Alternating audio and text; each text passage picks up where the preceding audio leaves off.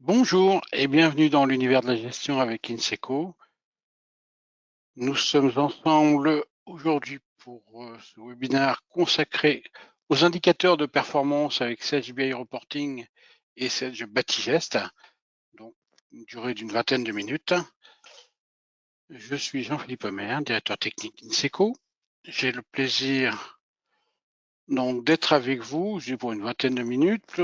Vous avez l'habitude, pour ceux qui nous rejoignent souvent sur son fermé, vous avez un petit panneau avec une flèche orange qui vous permet de développer, de poser des questions, de lever la main. Donc n'hésitez pas pendant le webinaire. Évidemment, il y aura un jeu de questions-réponses à l'issue de ce webinaire.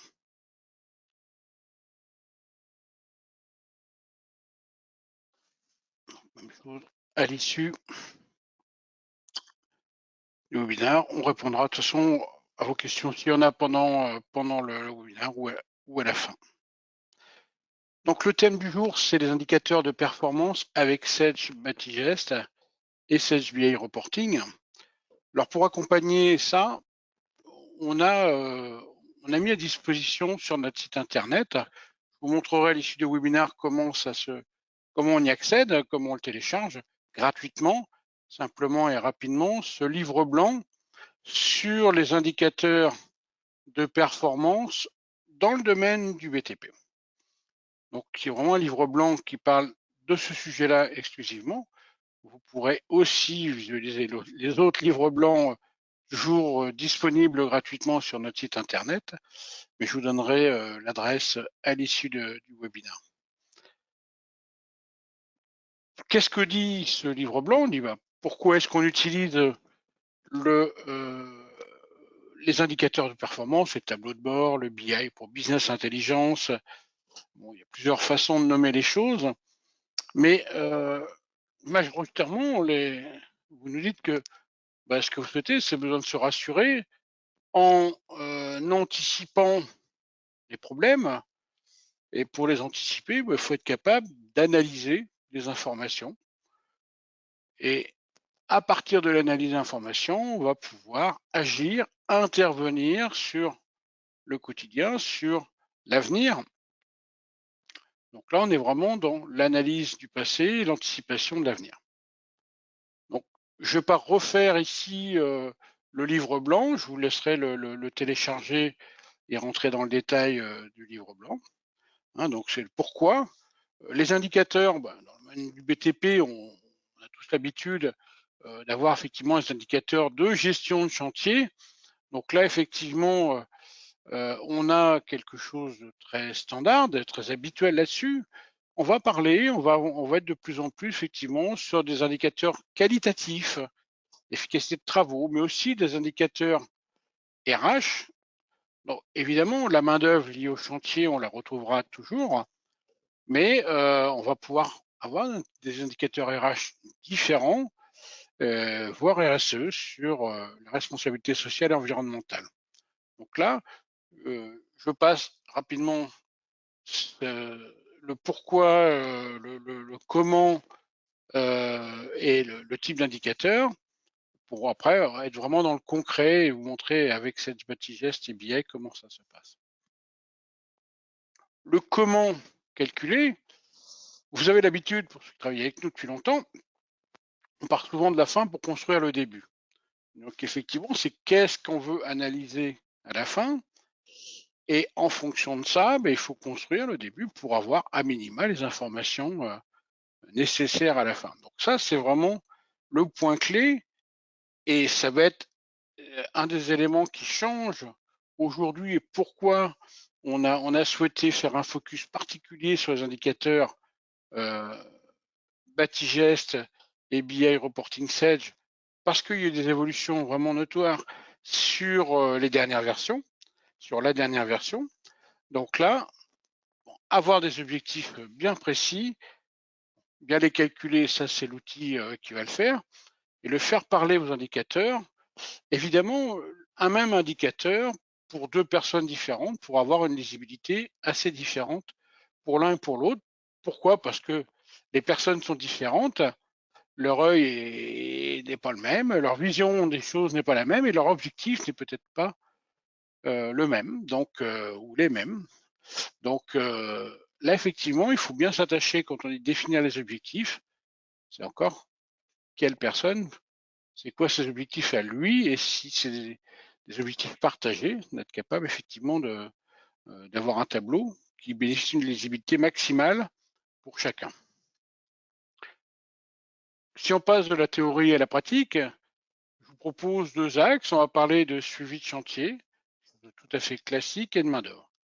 Alors, qu'est-ce qui change par rapport à ce qu'on vous connaissez aujourd'hui, ce que vous connaissiez depuis toujours en saisie manuelle dans Excel ou avec l'édition pilotée, l'ancienne édition pilotée Business Object de Sage, ou même avec Sage BI Reporting pour un bon nombre d'entre vous. Qu'est-ce qui change par rapport à ça? La question, justement, elle va être de cibler de façon plus précise, d'être beaucoup plus exigeant sur les informations que l'on souhaite recueillir, de façon à ce que on limite le temps de saisie. C'est pas multiplier les saisies pour avoir un reporting plus conséquent, non, c'est avoir un reporting plus efficace, plus ciblé, et pour ce faire, de limiter au maximum les saisies nécessaires. Pourquoi? Parce que plus c'est long, plus c'est compliqué, moins c'est fiable. Ça, c'est du certain. Donc, si on multiplie, si ça fatigue tout le monde de saisir des choses, les informations, vous les aurez beaucoup trop tard, ou vous les aurez de temps en temps, ou même jamais. Et en tout cas, ça sera jamais fiable. Donc ça, l'objectif, c'est quelle saisie sur le prévisionnel, quelle saisie sur le réalisé ou sur le reste à réaliser. Donc, ce que je vous propose de voir, effectivement, c'est dans Sage Batigest, comment ça se passe. Alors, un focus très rapide sur les devis existants, enfin sur comment vous faisiez pour un certain nombre d'entre vous aujourd'hui. Si je rentre, j'ai un chantier 18 pour Fernand Naudin. La composition de mes lignes en bleu fait que, effectivement, les composants de mes ouvrages me donnent le déboursé prévisionnel de mes devis, donc un certain nombre d'entre vous faisaient comme ça, et ça continue toujours d'exister, bien évidemment. Donc, le débours prévisionnel, on l'avait de façon soit très détaillée, comme c'est l'exemple ici, soit certains clients mettaient juste une ligne totale déboursée, totale main-d'œuvre, et ils faisaient ça au niveau de chaque ouvrage, mais sans forcément détailler toutes les fournitures, la sous-traitance pour chaque ligne d'ouvrage. Donc ça, c'est une possibilité. Elle continue d'exister, bien évidemment. Si vous faites comme ça, continuez de faire comme ça, il n'y a rien qui change pour vous, si ce n'est des possibilités supplémentaires, parce qu'on peut très bien décider dans Batigest pour un chantier de le faire de façon très détaillée comme cela, et peut-être que pour un autre, de se dire, je vais mettre une information un petit peu moins détaillée. Quelle est l'information qui m'intéresse? Elle est de pouvoir me dire, moi, je veux juste avoir un déboursé prévu et un nombre d'heures global sur mon chantier. Voilà. Je fais mon suivi de chantier à partir de ça, et donc je veux une information simple, rapide et fiable. Combien d'heures? Quel débours chantier en financier? Voilà. Donc, voilà. Ça, c'est le postulat de départ. Point 1, je peux le faire comme ça. Dans Batigest, je fais comme avant, pas de souci. Je peux aussi, et ça c'est une nouveauté, par exemple, c'est vraiment un exemple, de se dire, j'ai besoin d'avoir un montant de déboursé et une quantité de main-d'œuvre prévue, et je les saisis dans Excel. Avec un tableau Excel qui contient 2 parties. Une partie, c'est ma liste des chantiers. Celle-ci, elle s'actualise automatiquement quand j'ouvre j'ouvre mon tableau et je lui demande de se mettre à jour. Quand je crée un chantier dans mon Batigest, je n'ai pas besoin de revenir le saisir ici, il se mettra automatiquement à jour ici. Et après, à moi de venir compléter, si je le souhaite, le déboursé prévu, la quantité main-d'œuvre. Après, je pourrais très bien si je le voulais ici, avoir autant de colonnes que je veux pour dissocier par exemple les fournitures de la sous-traitance, par exemple. Donc là, une nouvelle fois, c'est quelles sont les informations qui sont utiles pour alimenter mes indicateurs de performance. En fonction de ça, je fais en sorte que la saisie soit la plus simple et la plus rapide possible pour qu'elle soit fiable. Donc ça, c'est une façon de faire supplémentaire. Je ferme ça, je vais aller dans mon Batigest. Une autre façon de faire, c'est-à-dire, j'aurais pu le faire dans le devis, j'ai décidé de vous le montrer dans le chantier. Dans mon chantier, admettons que je n'ai mis aucun prévu dans mon devis, dans mon chantier Fernand Naudin, j'ai personnalisé Batigest pour lui rajouter des champs, et ça, c'était pas possible auparavant dans les versions précédentes, pour dire voilà, quelle est la quantité de main-d'œuvre, j'ai prévu 300 heures et j'ai prévu tant de matériaux. Bien évidemment, je peux très bien faire un chantier de façon entre guillemets ancienne méthode, avec des composants dans les ouvrages, comme je vous l'ai montré en ligne bleue tout à l'heure, et puis de dire certains autres, je vais plutôt travailler uniquement sur du global comme ça. Donc ça, c'est vous qui décidez d'utiliser une ou l'autre méthode, ou parfois l'une, parfois l'autre, et que ça soit récupéré par l'outil de reporting. Donc ça, dans mon chantier ici, j'ai mis des informations simples, rapides. Évidemment, si on n'a pas ces informations-là, on ne peut pas parler d'indicateur. Si je reviens dans Excel, donc je suis dans mon menu Sage BI Reporting, je lance un recalcul et là je vais avoir, donc ça sont quelques exemples de tableaux de bord qu'on a fait. Tout ce que je vais vous montrer, vous serez capable de le faire en autonomie à l'issue de la formation qu'on proposera.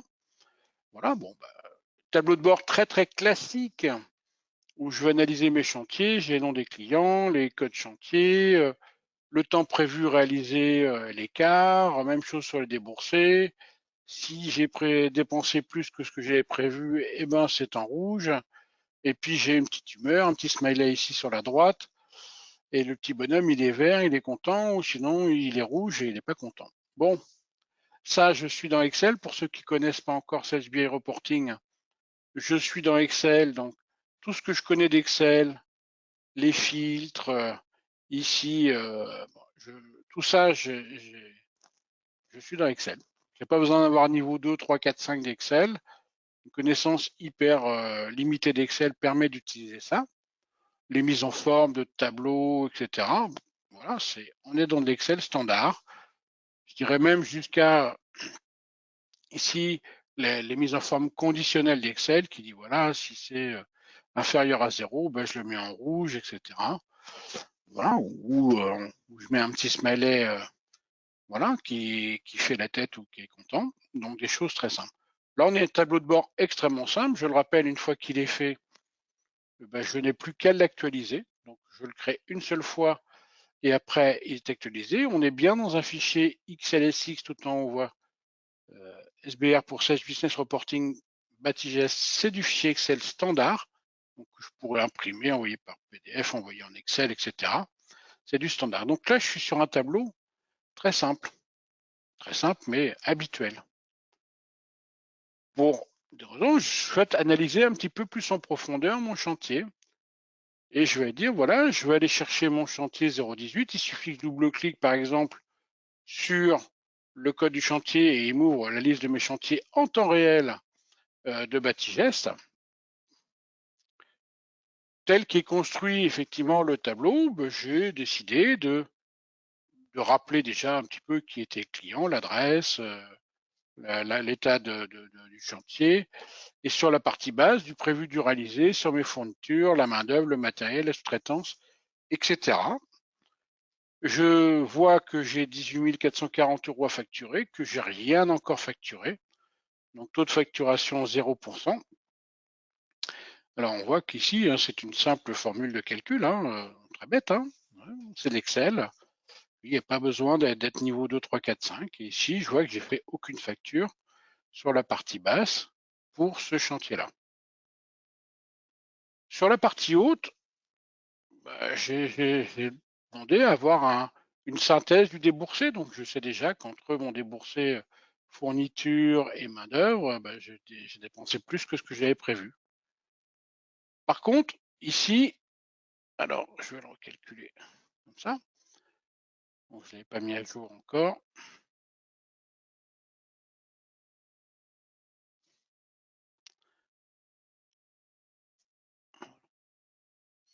Voilà, si j'actualise mon tableau ici, il me dit que j'avais 312 heures 90 de prévu, j'en ai passé 300. Bien, moi je suis content, c'est-à-dire que mon indicateur, ma jauge ici visuellement, elle est satisfaisante. Donc je me satisfais de ça. Ok, très bien. Sauf que réellement, j'ai décidé d'être plus sélectif, d'être plus ciblé sur les indicateurs. Donc j'ai demandé désormais à ce que chaque semaine, on puisse me dire combien il reste à faire sur le chantier. Et donc ça, je décide, j'ai juste créé un champ dans Batigest pour dire reste à faire dans le chantier. Moi, j'estime qu'il me reste 70 heures à faire. Voilà. Peu importe ce qui s'est passé avant, il me reste 70 heures à faire, voilà, de planifier ou c'est mon estimation du fin de chantier. Voilà. Bon, maintenant, si je reviens dans mon tableau de bord,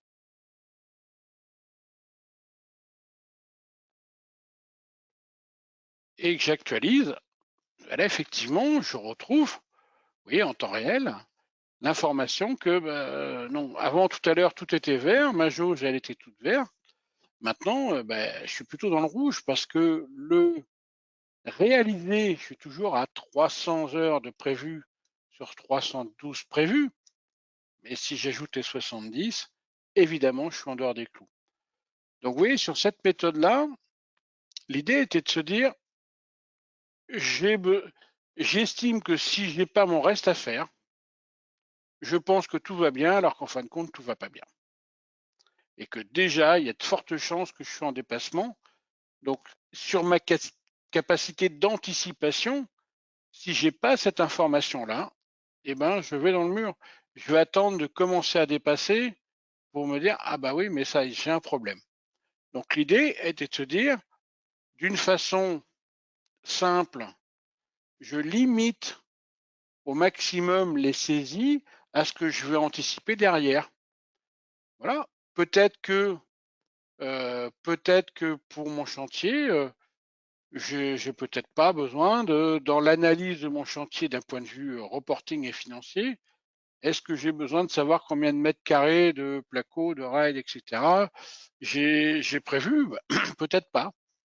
J'ai tant de chantiers, je veux savoir de façon simple et fiable le montant prévu, le montant réalisé et le reste à dépenser, que ce soit sur mes fournitures ou sur ma main-d'œuvre.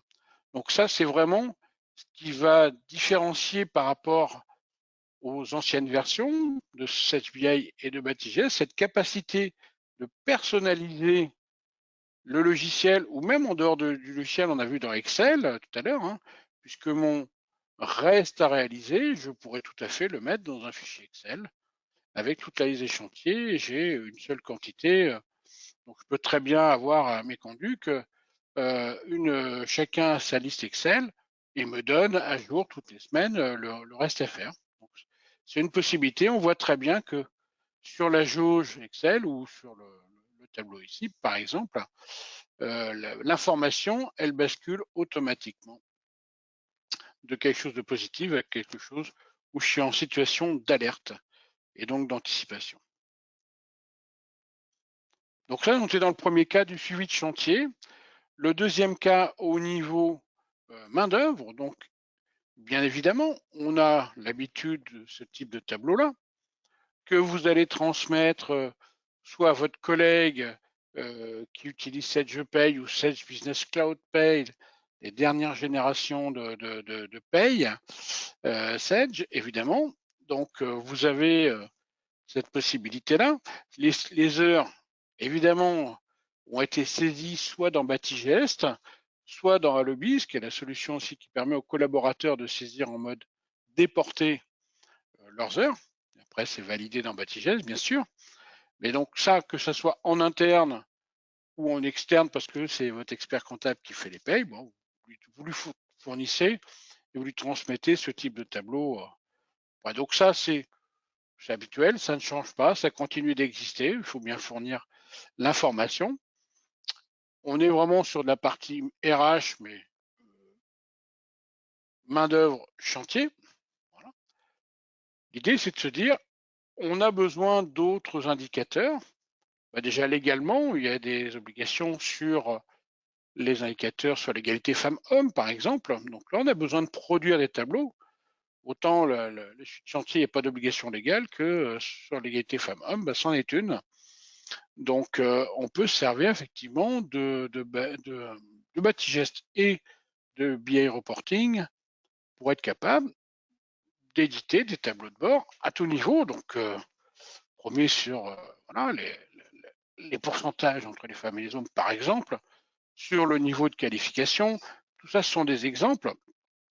Vous avez pour beaucoup d'entre vous qui n'ont pas encore BI Reporting, des petits fichiers Excel dans lesquels vous avez noté la pointure, la taille des vêtements, la date de visite médicale, etc., etc. Donc, moi, ce qui m'intéresse, c'est de le récupérer dans le BI pour être capable d'anticiper, pour être capable de préparer mes achats, pour être capable d'analyser tout ça. Eh bien, pour ce faire, de façon très simple, j'ai mes salariés qui sont créés pour que je puisse saisir des temps dans Batigest. Puisqu'ils sont créés, je peux tout à fait venir leur rajouter des informations complémentaires, effectivement, avec des champs qui n'existent pas en standard, mais sur lesquels j'ai rajouté, voilà, mes tailles de vêtements, la pointure, mes divisions médicales, etc., etc. Donc là, on fait comme on veut par rapport à ça, hein, c'est tout à fait personnalisable, et ces informations-là sont reprises par le BI de Sage. Alors avec des choses très très simples, hein, parce que là il y a des belles choses, bon après il y a aussi voilà, c'est de la présentation, c'est important. Bon, les prochains anniversaires, je sais qu'au mois d'avril, j'ai Hervé et Guillaume qui fêtent leur anniversaire, donc on va pouvoir préparer ça, aussi anticiper sur des choses peut-être un peu moins financières, mais tout aussi importantes dans l'entreprise, les prochaines visites médicales, etc. Donc, oui, on est vraiment sur des choses un peu plus RH et en lien avec Batigest, puisque déjà j'ai des informations des salariés dans Batigest. Donc, j'essaie de centraliser, ça me permet de mieux protéger, de mieux sécuriser, mieux sauvegarder, etc. mes informations et surtout, dès lors qu'elles sont dans Batigest, on va pouvoir les rajouter dans la liaison avec le reporting pour pouvoir les exploiter de la façon dont on veut derrière. Voilà de façon très concrète des exemples de tableaux qui se mettent à jour automatiquement avec le livre blanc est accessible sur notre site internet www.nseco.fr dans la partie médiathèque et vous avez accès au téléchargement, ça demande juste votre adresse mail pour que vous puissiez le recevoir le lien et vous téléchargez ce livre blanc dédié au professionnels du bâtiment et il y a plein d'autres livres blancs sur de la GED, de la compta, de la paye, sur tout l'univers de la gestion avec Inseco.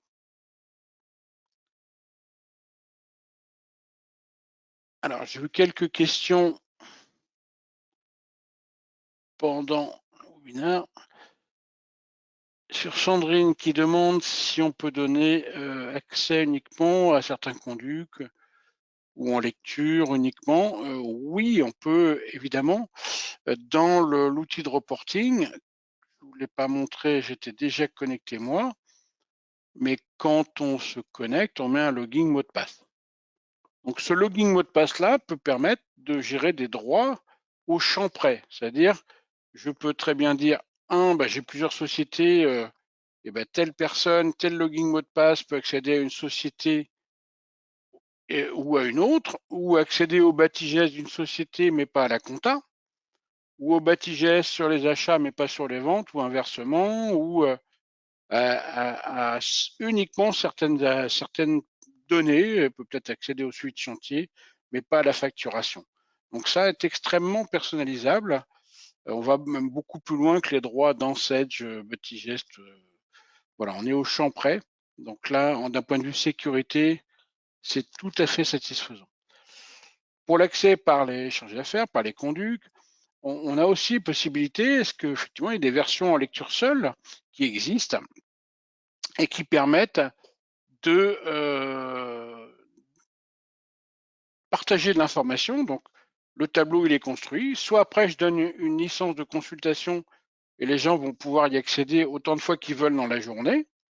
Soit il y a aussi un outil qui permet d'automatiser l'actualisation et de dire tous les lundis, tous les troisièmes mardis de chaque mois, etc., tous les soirs à telle heure, je mets à jour mes tableaux et je les envoie à un tel, un tel, un tel.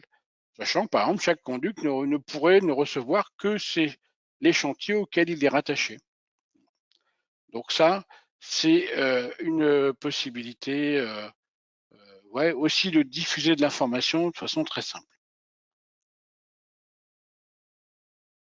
Alors, Myriam demande si on peut mixer des informations de la compta et de Batigest. Oui, l'outil est multisource. On a vu qu'il pouvait aller chercher des informations dans dans Batigest, mais aussi dans Excel, à certains endroits de Batigest qui n'étaient pas en standard. Et je peux aussi aller chercher des informations dans la quasi-totalité des logiciels Sage, la compta, la paye, la trésorerie, les immobilisations pour les amortissements, et d'autres logiciels, bien sûr, la production, etc. Donc, vous pouvez très bien faire des tableaux qui vont chercher une partie des informations dans Batigest et une autre partie, je le sais pour un certain nombre d'entre vous qui sont avec nous aujourd'hui, saisissez des factures directement dans la compta, de matériaux, et la compta vous aide aussi à sortir le déboursé réalisé avec bien évidemment un dénominateur commun entre les deux qui va être le code chantier par exemple. Donc oui, tout à fait accessible à plusieurs sortes, et je le répète, aussi avec une gestion de droit d'accès, qui a le droit d'accéder à quelles informations. Je peux très bien donner accès à un journal d'achat en compta sans forcément donner accès à toute la comptabilité, ou à certains comptes ou à certains journaux, au paye par exemple, au compte 421, etc. Donc ça, c'est aussi des possibilités.